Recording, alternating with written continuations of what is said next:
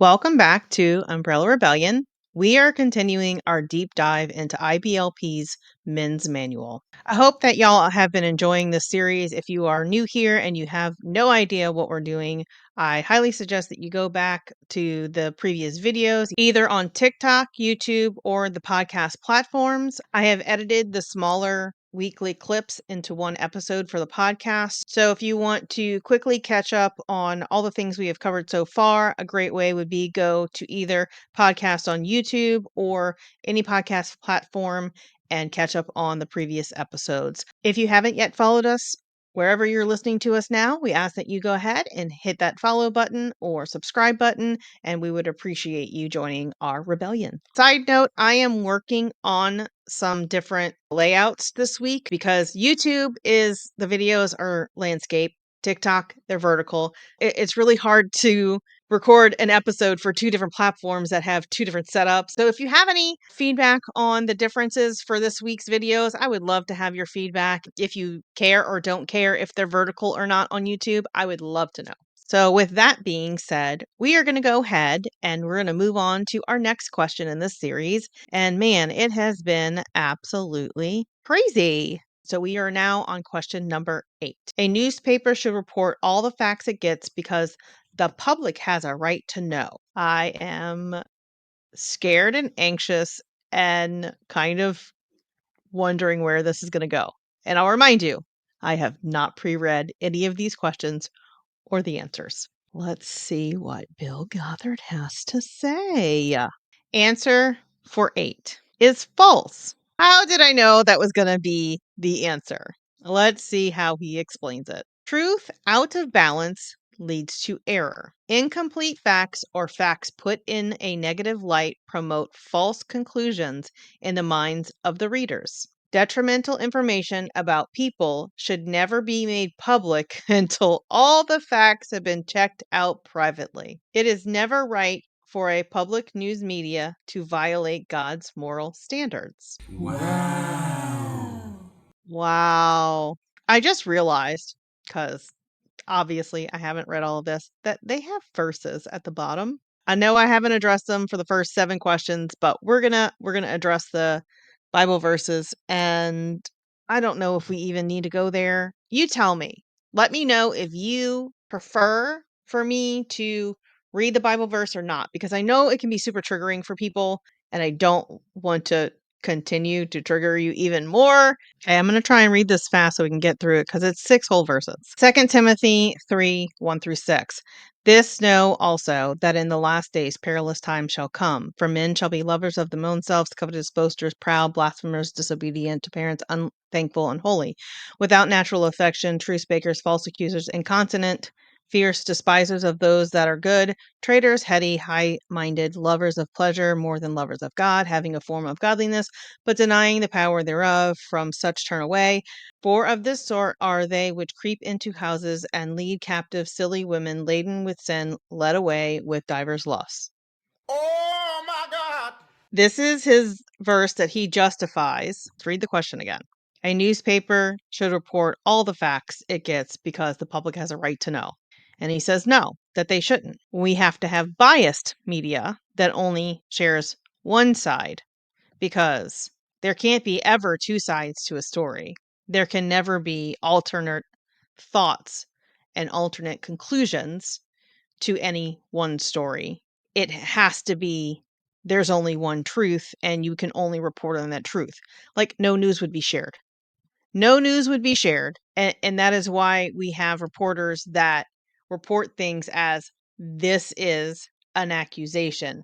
This is supposedly what happened. They're not supposed to sit there and say, this is what happened. That's why you hear them say, this person was accused, because they haven't been found guilty yet. In light of what happened with the survivors who filed a lawsuit against Bill Gothard, can you premeditatively know that somebody's going to file a lawsuit on you in 1979? Or I don't know when this was updated, but don't trust the news media. Right? Like that's setting this up to don't trust the news media. And the verse that he gives is just like accusing people of doing things because of sin, right? They're without natural affection, they're truce bakers, they're false accusers. It is setting up to doubt anything that is reported in mainstream media or even in alternate media. Or get your news from this source because it's going to have a Christian worldview. Don't believe it unless I tell you, because I am the only one who is authorized to tell you whether this is right or wrong information. Like, what is his goal here?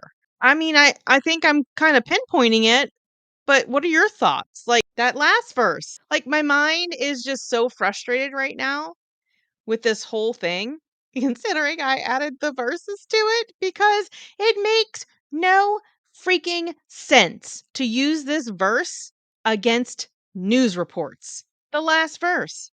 And led captive silly women laden with sins. So you can blame it on a silly woman that's sinning for any false accusations, quote unquote. This makes me mad, because this is why people did not believe those women when they came forward, because he set up his whole entire organization to distrust anyone who speaks out against someone who is a quote unquote man of God. And he's not the only one that did it. I was in Independent Fundamentalist Baptist Church, IFB churches. They did it too. And they would use the Bible to discount people like this. And yeah, I'm pissed because people weren't believed, that were harmed. Children who had horrific things done to them. Children were not believed. You can excuse it by any means you want in that verse. Everything in there is an excuse to not believe somebody's story. And this is why it is so important that we speak up as survivors to tell the truth of what happened to us, because they set it up to where people would not be believed. Let me know if you agree with me on this one. I'm only one question into this week's episodes. Whoo, it's going to be deep. All right, gal.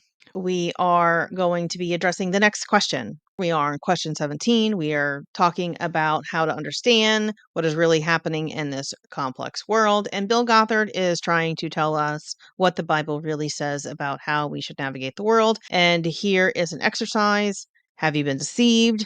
I guess so he can tell you how you should be able to think, because people can't think for themselves. Our next question is number 9.